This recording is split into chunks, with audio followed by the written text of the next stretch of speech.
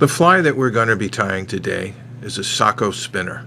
The Saco spinner represents the gray drake or the Siphlonoris, which is a very important hatch on the Saco River in early June through July. Our original flies when we first started these were quite simple, and we used an Antron wing, and I tied a great many of our spinner patterns by using the swimming nymph hook. There are other wings that you can use. You can use hackle tips, which I did in this case. I still use that swimming nymph hook. You can also, instead of making the wings splayed, you can also turn them upright. The males, when they fall, usually fall with their wings in the upright position. But over the years, I've discovered that by tying a simple parachute fly, I can achieve the same results. I get just as many fish, and the big advantage is that I have this white wing post, which I can see. As I get older, that becomes very, very important to me. These spinner falls come off just about dusk or very early in the morning when visibility is very, very low. So the first thing we do is we mount the hook into our vise.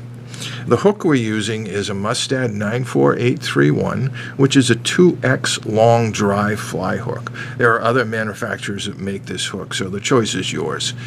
We start by mounting the thread.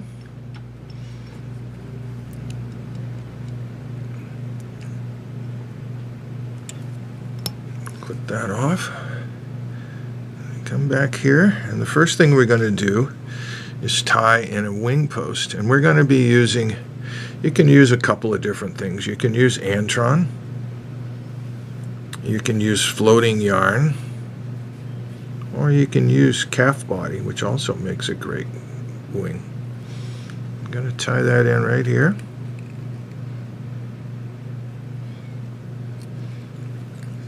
Catch that.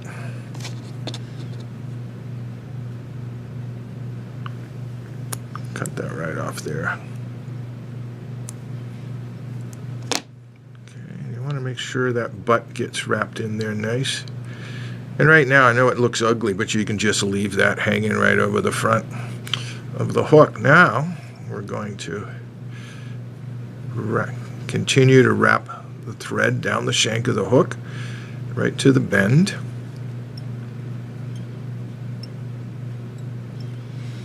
And right here we're going to add a small clump of microfivets. I'm not too fussy about how many I use. Cut those right out of there. And the tail wants to be about the same length as the shank of the hook, so I'm going to measure it out. Turn it over. Catch that right here between my fingers. Wrap forward.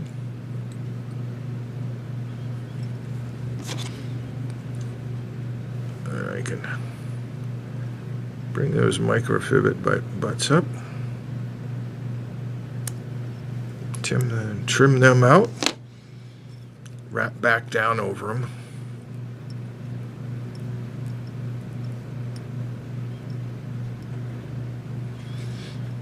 Okay, you want to take your bodkin and you want to divide those tails out a little bit. Just bend them right out like that.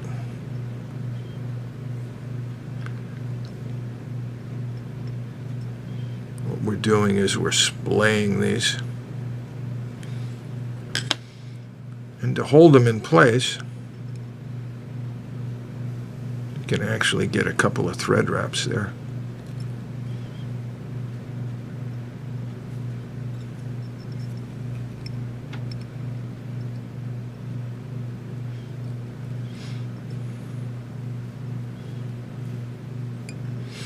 And there you can see now we have a nice splayed tail here. The next step is to tie in a turkey quill biot. We select one here. We're going to peel that off of here, and we're just going to pluck it off.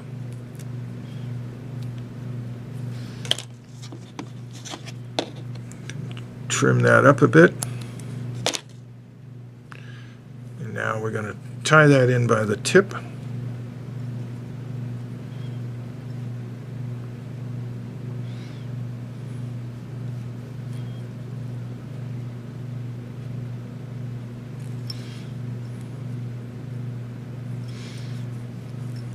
Okay.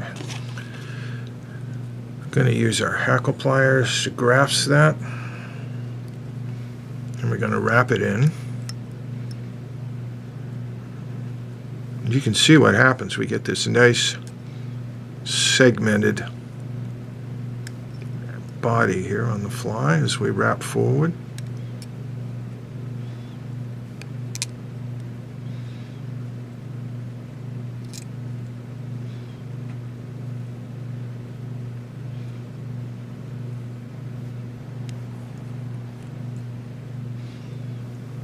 Get that right up here.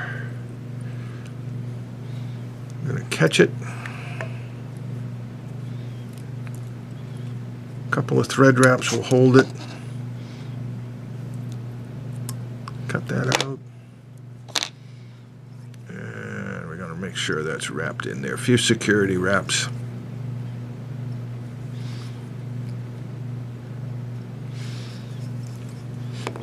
And we're going to dub in just a little bit of rusty colored fur. Choice is yours. There's all kinds of dubbing materials out there. We're trying to imitate an insect that is kind of rusty brown color, so that's why we're using these colors. Secret of dubbing is to use very, very small amounts of the material. Alright, now we're going to tie that in, get a few wraps here behind our wing. Now we're going to pick the wing right up, and we're going to get some wraps in front. We're going to kind of put a little ramp in there of thread. Alright, we're going to hold that right up. Now we're going to wrap around this wing, and we're going to post it right up.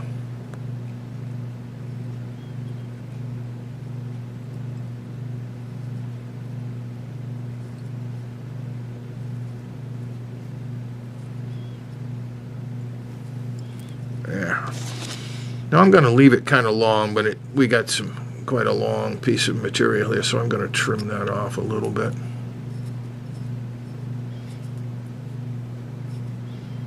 Alright, that's good for now. Now we're going to select a dry fly hackle.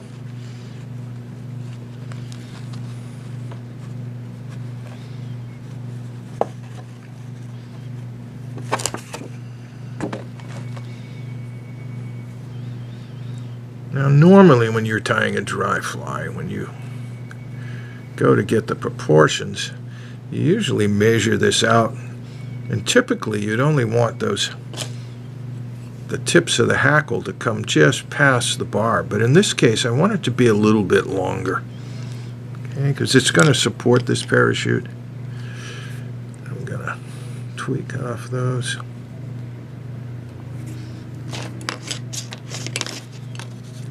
Scissors and trim that, and we're going to tie this in. Shiny side wants to be on top.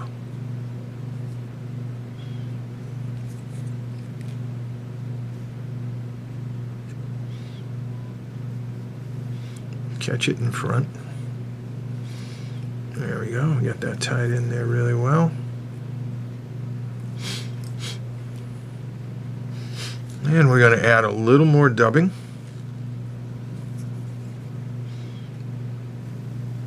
And then that's going to go in the front of our wing.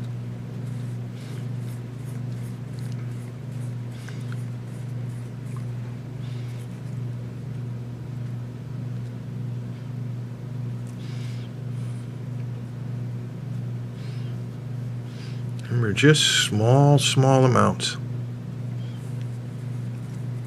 Let's go clockwise, twist it in right and nice and hard.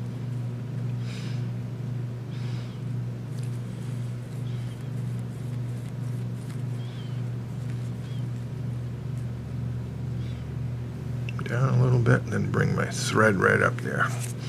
All right. And we're ready to wrap our wing around the wing post. So I'm going to catch that really good in my hackle pliers. And I'm going to start to wrap around. And notice that every time I come around, I'm wrapping under the previous wrap.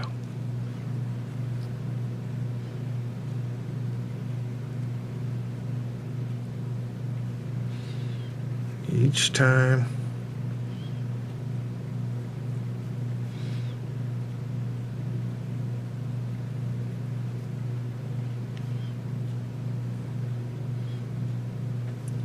One wrap goes under the other. And I get up here and I can twist the hackle.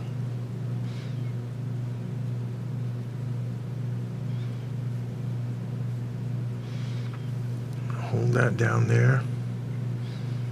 And come up. Get a wrap right underneath that.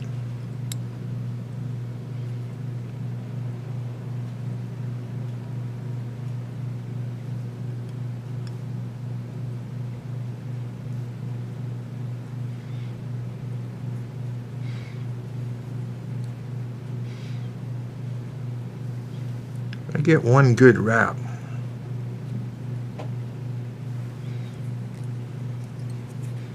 I can hold those right out of the way.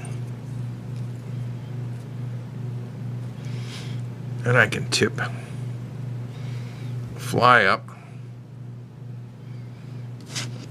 and cut out the stem.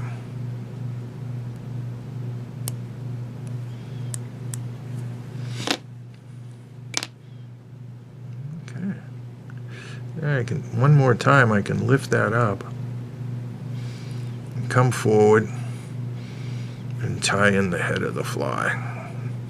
And you want to build it up a little bit. You want to make sure that the hook eye is closed. Kind of leave it like that. One of the nice things about using a whip finisher is that you can reach right in there.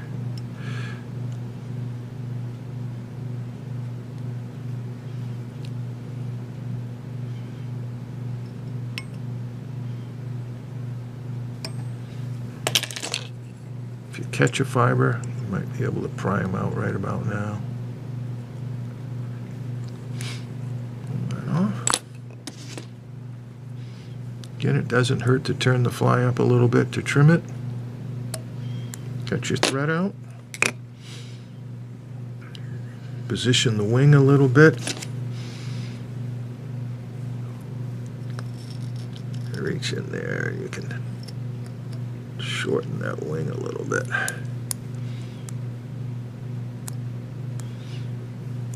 And there you have it. We have a nice little spinner fly.